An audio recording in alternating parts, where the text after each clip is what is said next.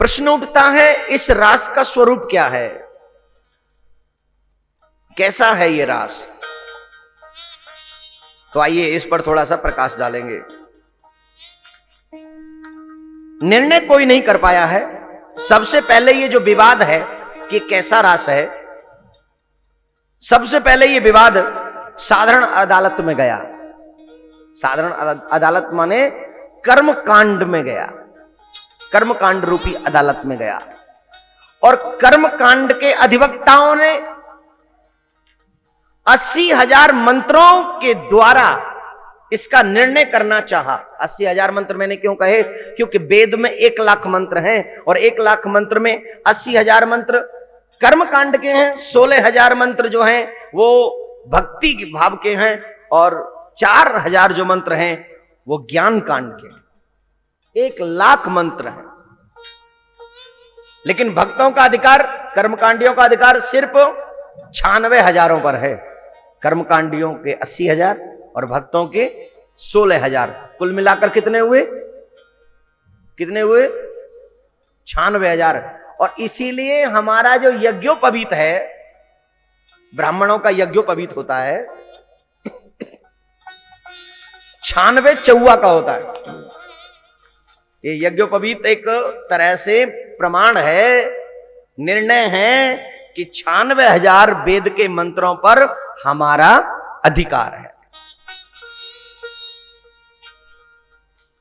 लेकिन कर्म कांड रूपी अदालत में जब ये विवाद गया कि ये रस स्वरूप क्या है, तो कर्मकांडी अधिवक्ताओं ने 80,000 मंत्रों के द्वारा इस रास को सिद्ध करना चाहा, पर कर न सके, क्योंकि कर्म कांड जो है साधन है, पर रास बिहारी परमात्मा श्री कृष्ण साधन सिद्ध नहीं। कर्मकांड साधन है, परंतु रास बिहारी परमात्मा श्री कृष्ण साधन सिद्ध नहीं है। बोले फिर यमैवे सवृणते तेन लभ्य, कहा गया है वह कृपा साध्य है, साधन सिद्ध नहीं। तो ये जो है कर्मकांडी अदालत में इसका निर्णय नहीं हो पाया। फिर ये आगे चलकर ये विषय भक्तों के उपासना कांड में पहुंचा, और जब ये उपासना कांड में पहुंचा, उपासना रूपी जजी अदालत में पहुंचा, वहां पर भी निर्णय नहीं हुआ, क्योंकि ज्ञानवादी अधिवक्ताओं ने कहा सगुण साकार वस्तु हमेशा नहीं रहती। सगुण साकार वस्तु जो है हमेशा नहीं रहती और परमात्मा हमेशा रहता है। तो इसका निर्णय वहां पर भी नहीं हो पाया, इस रास का स्वरूप वहां पर भी स्पष्टीकरण नहीं हो पाया है, क्योंकि सगुण साकार बिना रास होता ही नहीं। वो कहते हैं सगुण साकार हमेशा नहीं रहता, और यहां रासलीला सगुण साकार के बिना नहीं होती। रासलीला में जब आप लोग आते हैं, शाम को कथा के बाद लीला होती है, तो भगवान के दर्शन करते हो कि नहीं? भगवान कभी किसी गोपी का चीर खींच लेते हैं, कभी किसी की मटकी को फोड़ देते हैं। अर्थात मटकी अगर फोड़नी है तो हाथ तो चाहिए, ढिलो फेंके काजे, कचू कंकरी फेंके काजे, हाथ तो चाहिए, तो साकार चाहिए। तो ये निर्णय वहां पर भी नहीं हो पाया। आखिर में ये जो विवाद है ज्ञान रूपी हाई कोर्ट में पहुंच गया, ज्ञान कांड हाई कोर्ट में पहुंच गया। और वहां जब ज्ञान रूपी हाई कोर्ट में पहुंचा, ज्ञानी कहते हैं अपाण पादो जबनो ग्रहीता। ज्ञानी कहते हैं कि वो जो परमात्मा है, वो जो ब्रह्म है, उसके हाथ पैर कुछ भी नहीं है। और जब उसके हाथ पैर ही नहीं है तो फिर रासलीला कैसे करेगा? भक्त कहते हैं ये बात भी सिद्ध नहीं होती। बोले क्यों नहीं होती? बोले जब इसके हाथ पैर ही नहीं है तो रासलीला कहां से करेगा ये? ज्ञानी कहते हैं वो निर्विशेष है, उसके हाथ पैर कुछ नहीं, हाथ पैर नासिका नैन वैन नहीं कान, हाथ पैर कुछ भी नहीं है, आंख भी नहीं है, कान भी नहीं है, जुबान भी नहीं है, वो निर्विशेष है। बोले निर्विशेष कहां से हो गया? जब उसमें कुछ भी नहीं है तो ये भी तो एक विशेषता हो गई। बोलो राधे राधे। राधे राधे। जोर से बोलिए। राधे राधे। भाई वो कहते हैं निर्विशेष है और उसमें कुछ है ही नहीं, तो जिसमें कुछ भी नहीं है ये भी तो विशेषता है। रामायण में कहा गया ना, बिनु पग चल ही सुनई बिनु काना, कर बिनु कर्म करई बिनु दाना, आनन रहित सदा रस भोगी, बिन वाणी वक्ता बड़ जोगी।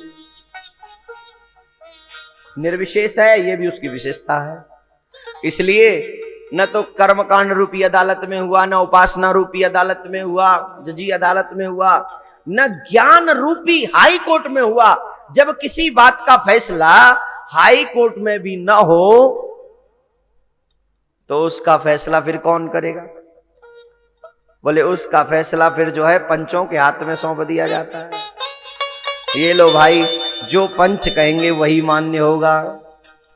तो जो निर्णय कहीं नहीं हो सका वो रास पंचाध्यायी के 5 अध्यायों ने उसका निर्णय किया है, 2 टूक निर्णय किया है। तो भगवान के स्वरूप का स्पष्टीकरण करने वाले ये 5 अध्याय हैं, इसलिए इसका नाम रास पंचाध्यायी है।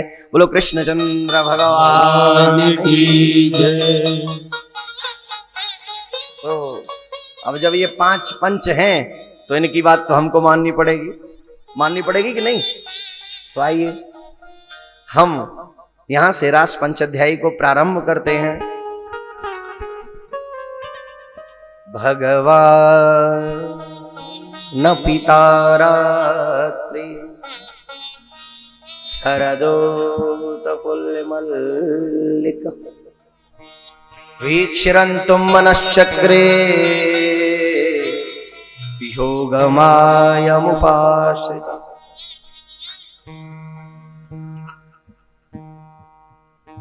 ये जो रास की चर्चा है, कई भागों में इसको बांटा गया है, परंतु अधिक समय आपका न लेते हुए मूलतः मैं एक स्पष्ट बात करूं।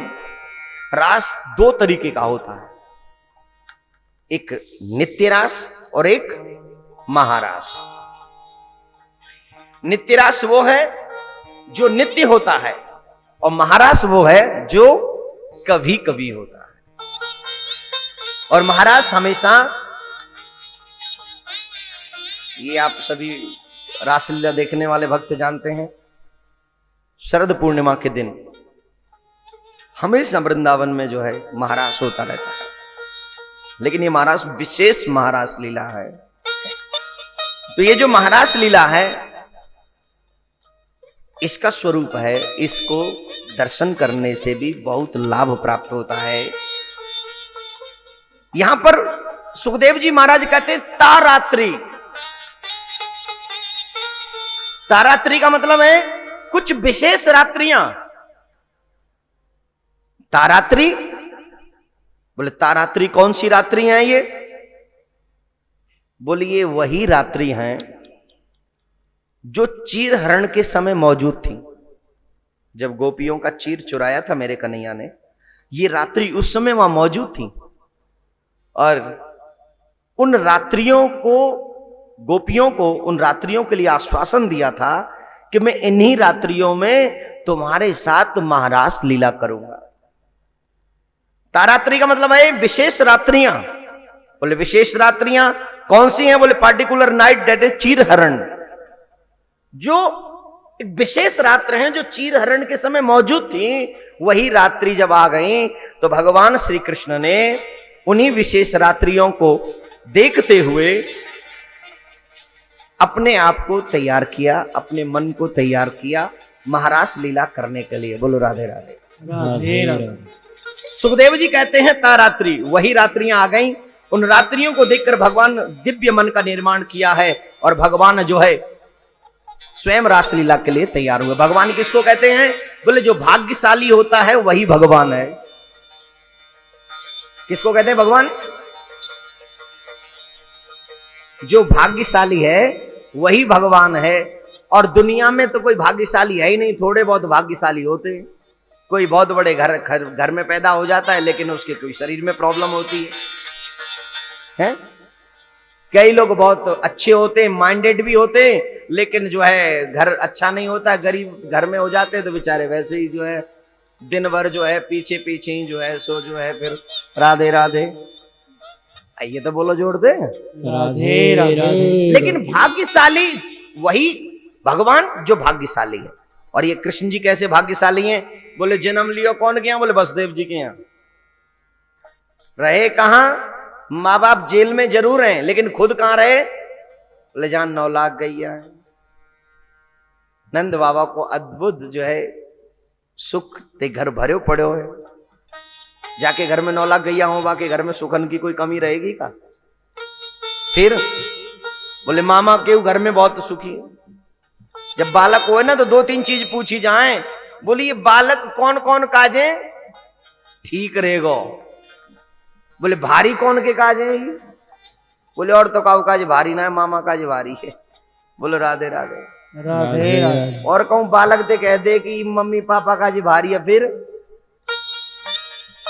मम्मी पापा कहेंगे तो ये आनो का हमारे घर में, है ना? बड़ा गड़बड़ हो जाता है। बोलो राधे राधे राधे राधे। लेकिन मामा के लिए जो मामा का भी विस्तार देखिए, राज्य बहुत बड़ा है। दुष्ट है तो क्या हुआ, लेकिन है तो सही। मामा भी आनंद से जो है अब से पहले तो रह ही रहा था। फिर इसके बाद ऐश्वर्य देखिए द्वारिका का, त्रिलोकी में जय जयकार है। जो भी आता है कृष्ण के आगे नतमस्तक हो जाता है। तो इससे बड़ा सौभाग्यशाली और क्या होंगे? जो भाग्यशाली है वही भगवान है। बोलो राधे राधे राधे राधे। ऐसे परम भाग्यशाली भगवान जिनकी महिमा वेद ब्रह्म नाम से प्रतिपादित करते हैं, स्मृतियां परमात्मा के नाम से प्रतिपादन करती हैं और पुराण भगवान के नाम से उनका गान करते हैं।